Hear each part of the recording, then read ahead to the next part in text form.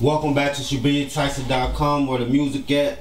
Today I'm in the building with the beat maker, Elfonthebeat. You work with a lot of artists over the years, and right now all the artists that you work with is taking off today. Like, how did you get into making beats? Well, when I first started, I went to this school called BCA right after I got, well, pretty much I went to my old high school, and I stopped going there, and I went to this other school. And my teacher told me about FL Studio 10, and I was like, oh shit, because I had never made like beats on anything but like Pro Tools. Okay. And pretty much I got that, and all the dope stuff was coming out. Y'all was just coming out with Chief Keef and all that, and I was hearing all that dope beats and stuff. I wanted to make beats and stuff. I was like, this shit fire. And I was already kind of rapping, but like, nah, producing was like where it was at. That was the way. So when you say you made beats in Pro Tools, a lot of people use Fruity Loops. Like, how was it using Pro Tools? Pro Tools is hard, man. Like, it's actually like you be sitting there and you'll actually be lining up a beat the whole time, and it's like on FL Studio it's user friendly. So when you use it, it's like everything's kind of just there. On Pro Tools you kind of gotta find it yourself, if that makes sense. Like right click is your friend on FL Studio, nothing is your friend on Pro Tools. I swear, man. It's hard to use Pro Tools. Like I don't like using it that much for beats anyway. For recording, it's the best. It's probably the best software though. It's expensive, but probably the best software. Okay, so you're from New Jersey. Was you born and raised there? Nah, well, when I first came up on the east side, Bronx, New York, like, and I was born in Co-op City, Baychester Avenue. And then I've been to Philly, Camden,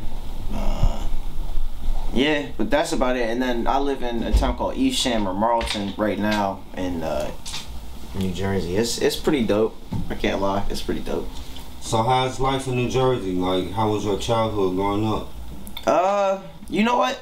I can say growing up, it wasn't too like, it wasn't like the most difficult growing up, but like I definitely had like issues. Like when I would grow up and like say I wanted to go out, when I lived in Marlton, ain't nobody trying to do nothing there, you know what I mean? Like, so it's boring. And then you go to Camden to go do something, everybody doing something there, but they all doing negative shit. So it's like you pick one or you lose, you know what I mean? It's a pick your poison kind of thing. Like, do you want to be bored or do you want to do something and do something bad?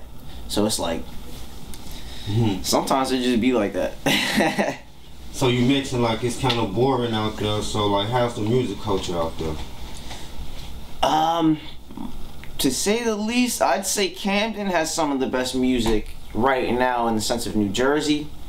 For like my town got some pretty good musicians. Like I got a producer group right now. My boy Snush, he made this John Burt beat with me, with Jay Critch, Famous Dex and Pacino, and then he made the I Get There beat for Chapo with me, and yeah, he dope, man. He's dope.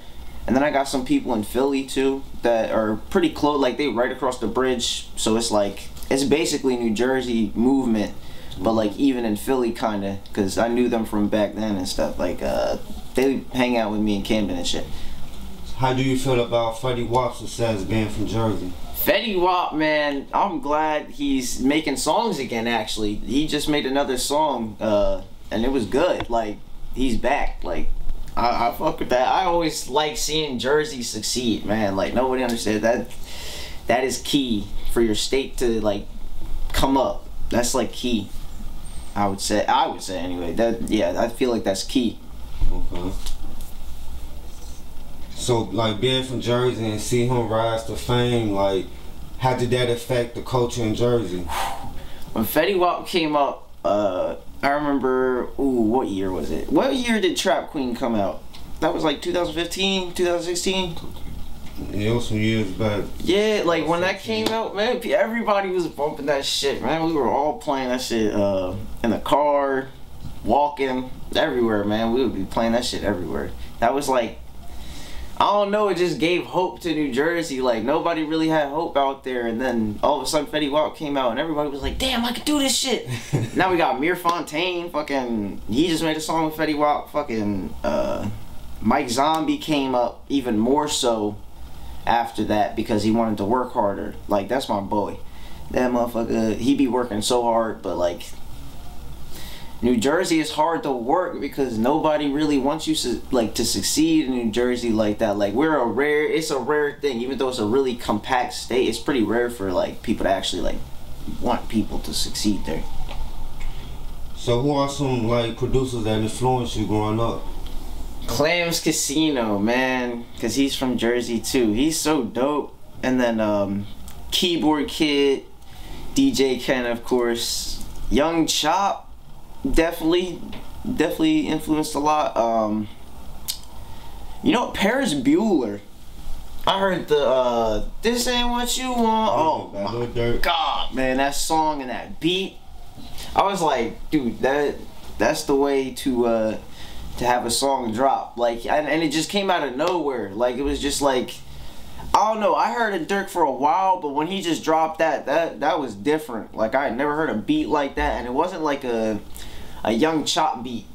You know what I mean? Like, a lot of people were getting on Young Chop beats, and y'all was producing some craziness. Like, when it wasn't a Young Chop beat, it would be some craziness on the other beats, and you're just like, I want to make a beat too. You know what I'm saying? Like, you just want to make beats like, not like them, but like just everybody making fire. Let's make some fire. Talking about like the Chicago drill sound? Yeah, that was the best sound for me. Like, when I heard that, I was like, man, I gotta start making music. What am I doing? Like, I don't know. Like, Chief Keef, he was killing it. Fredo was definitely killing it. Man, Fredo dope. R.P. Fredo, by the way. R.P. Fredo. Yeah, man, that's crazy. So, how long does it take you to create a beat? It depends. Like, I'd say, have you, what's it called? The Oh Man Goddamn Beat by Famous Dex maybe took me 15 minutes, and the beat was literally called Too Easy. And then something like the Whatever beat for Dex, that took me so long. That took me like 2 hours. Because I was trying real hard to get certain sounds on and stuff. Like, I was doing things, well, I would call them extra. I was being extra with that one. But it came out better than the Oh Man Goddamn Beat, if that makes sense. Like, the 2 hours was definitely worth it over the 15. What's the longest it ever took you to create a beat? Oh, man. Like, 2 months. Like, if I really was, like, on it, like, and it was for a specific person, like, say Drake asked me for a beat, I'm not gonna make it for him in like 2 seconds, because I don't want to make it for him in 2 seconds. But like, and same with homies, I don't make beats in like 2 seconds for homies. That's not really like my thing. Like, the No Smoke beat for Trippie Redd, that's my homie, so I took my time with that. Same with Pacino. I sent it to Pacino and he gave it to Trippie Redd and all that. Okay. But like, I took my time with that because I was like, I want this to be a hit, pretty much. Some things just end up being hits where you're surprised the beat is like fire. Mm-hmm. So you never really know with that. Yeah. So when you first started off making beats, like, what was something that was very frustrating to you? Most frustrating thing about making beats, you know what? Probably sales. Where like when you make the beat, because making the beat, you can do that all day. But like, if you don't think you can sell beats, you won't. Like, I swear, people go on Twitter and they'll be talking about oh, I need this, 3 beats for $30, and I'm like, bro, you're worth more than $30. Like, you know what I mean? Like, nobody's supposed to be paying $30 for 3 beats unless you really want $10 for 3 beats. You know what I'm saying? And like, I just think that's one of the worst parts about production. Like, because big producers actually get like sales very different than small producers, if you know what I mean. Like, can you break that down for the people that don't know? For producing, a lot of the time the producers send the beats free first. Like, we don't ask for money up front because that's not the important part. It's about making the hit. Okay. And then once you send the beat and you know it's good, you either do a publishing deal or you just be like, yo, pay me. You know what I mean? Because at that point they see you're good. Like, or another way, before I've done this is, sometimes I'll get paid up front, but I won't sign like on the publishing. Like, if they're just doing a lease or something, like, it's not gonna be on iTunes or nothing. You know what I mean? So like when what's the word? Like when it's not on iTunes, there's no point in trying to put all the time into finding the money and stuff. There's not going to be much like going on. You know what I mean? So they don't give them patience like that sense. So how do you feel about artists and producers coming together as they make the beats in person and with the spreadsheet? Oh, there's nothing better than a link collab. That is like, I don't know, like when I see a producer, like, have you ever heard of DJ Flip? No. Alright, DJ Flip is, he produces with like Crooks, Red Drum, all that, all the producers in Cali. There's a bunch of producers in Cali that make fire. Big Head, all them, Genials. They're all cool, like, and see, I'm a solo producer. I don't really collab like that. Like, I only collab with like y'all and like homies and stuff. When it comes to collabs, I'm not good at that. But like, I love seeing like people that have been like tight for their whole lives, and they like actually collab like on the constant and actually get credits and stuff with each other, and that's always good. Like, it's teamwork pretty much.